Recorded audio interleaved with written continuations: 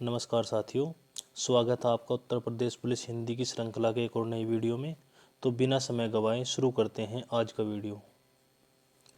पहला प्रश्न है, नाविक का संधि विच्छेद है। यहाँ नाविक का संधि विच्छेद है ऑप्शन नंबर ए, नो जमा इक। नेक्स्ट क्वेश्चन है, कानन का पर्यायवाची शब्द है। तो साथियों यहाँ कानन का पर्यायवाची शब्द है ऑप्शन नंबर सी, वन। पुष्प और विहिप दोनों फूल के पर्यायवाची शब्द हैं। आगे देखिए, वाक्य विग्रह का अर्थ है। तो साथियों वाक्य विग्रह का अर्थ होता है ऑप्शन नंबर सी, वाक्य खंडों को अलग अलग करके उनका संबंध बताना। अगला प्रश्न है, बिनु पग चले सुने बिनु काना, कर बिनु कर्म करे विधि नाना। उपरोक्त पंक्तियों में प्रयुक्त अलंकार है। साथियों यहाँ उपरोक्त पंक्तियों में अलंकार है ऑप्शन नंबर ए, विभावना अलंकार। बात करें विभावना अलंकार क्या होता है, जहाँ बिना कारण के ही कार्य हो जाए वहाँ विभावना अलंकार होता है। नेक्स्ट क्वेश्चन है, सुई का तत्सम रूप क्या है। यहाँ सुई का तत्सम रूप है ऑप्शन नंबर डी, सूची। आगे देखिए, परिसीमन का विलोम है। साथियों परिसीमन का विलोम होता है ऑप्शन नंबर बी, निर्सीमन। अगला प्रश्न है, जब क्रिया का संबंध कर्ता से हो वहाँ वाक्य होगा। साथियों वहाँ वाक्य होगा ऑप्शन नंबर ए, कर्तृवाच्य। अगर क्रिया का संबंध कर्म से हो तो वहाँ कर्मवाच्य होता है। अगर क्रिया का संबंध भाव से हो तो वहाँ भाववाच्य होता है। नेक्स्ट क्वेश्चन है, भूतों अर्थात जीवों द्वारा होने वाला दुख वाक्य के लिए एक शब्द है। साथियों इसका सही आंसर है ऑप्शन नंबर बी, आधिभौतिक। आगे देखिए, ऊंट की चोरी निहुरे निहुरे का अर्थ है। साथियों इसका अर्थ है ऑप्शन नंबर बी, बड़े काम छिपाकर नहीं किए जा सकते। प्रश्न नंबर 10, पंकज में कौन सा समास है। साथियों पंकज में समास होता है ऑप्शन नंबर डी, बहुब्रीहि समास।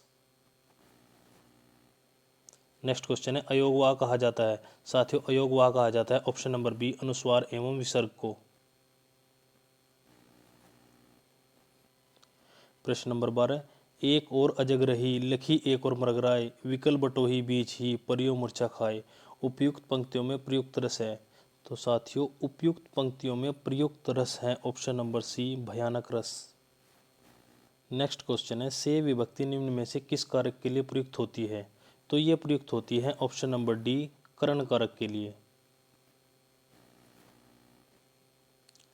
आगे देखिए, उसने नहाकर भोजन किया। इस वाक्य में नहाकर निम्नांकित में से किस क्रिया का उदाहरण है। तो साथियों ये उदाहरण है ऑप्शन नंबर डी, पूर्वकालिक क्रिया का। नेक्स्ट क्वेश्चन है, विरहनी बावरी सी भई, ऊंची चढ़ी अपने भवन में टेरत हाय दई, ले अचरा मुख असवन पहुंचत उगरे गात सही। किसकी पंक्ति है। तो दोस्तों ये पंक्ति है ऑप्शन नंबर बी, मीराबाई की। अगला प्रश्न है, हिंदी का पहला पत्र है। तो दोस्तों हिंदी का पहला पत्र है ऑप्शन नंबर ए, उदंड मार्तंड। आगे देखिए, सूफी संतों की शैली है। तो दोस्तों सूफी संतों की शैली है ऑप्शन नंबर बी, मसनवी शैली। अगला प्रश्न है, गुड़िया भीतर गुड़िया के रचनाकार हैं। तो दोस्तों गुड़िया भीतर गुड़िया के रचनाकार हैं option number B, Maitreyi Pushpa. अगला प्रश्न है, अकृत्रिय वाच्य के भेद हैं। तो दोस्तों अकृत्रिय वाच्य के भेद हैं ऑप्शन नंबर डी, कर्मवाच्य व भाववाच्य। प्रश्न नंबर 20, गोस्वामी तुलसीदास का निधन वाराणसी के किस घाट पर हुआ था। तो दोस्तों गोस्वामी तुलसीदास का निधन वाराणसी के ऑप्शन नंबर बी, 80 घाट पर हुआ था। आगे देखिए, भक्तमाल के रचनाकार हैं। तो यहाँ भक्तमाल के रचनाकार है दोस्तों option number A, Nabhadas.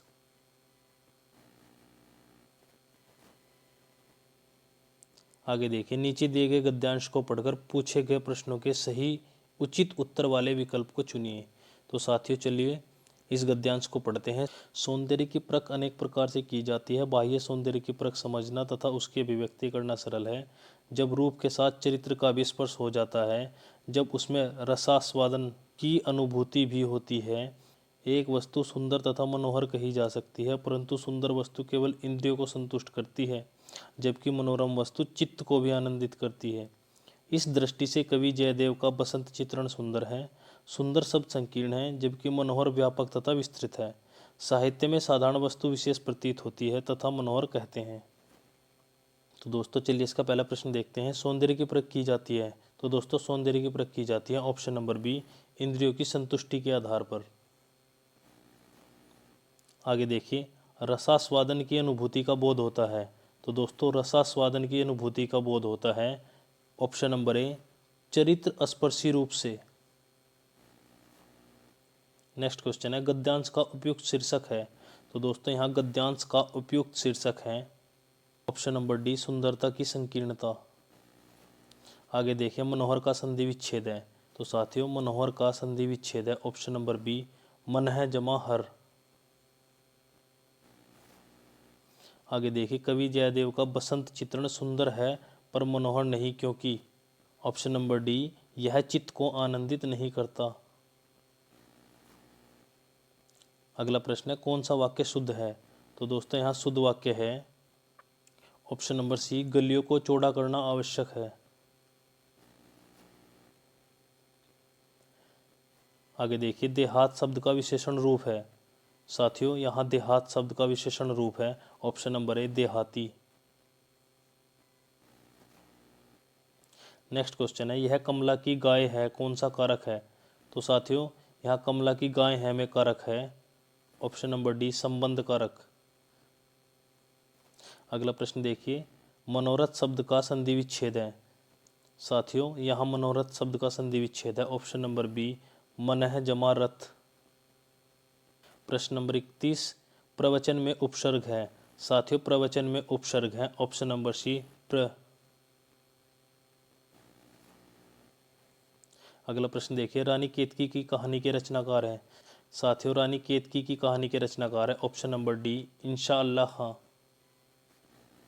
Next question है, पराधीन सपने हूँ सुख नहीं किस रचनाकार की पंक्ति है।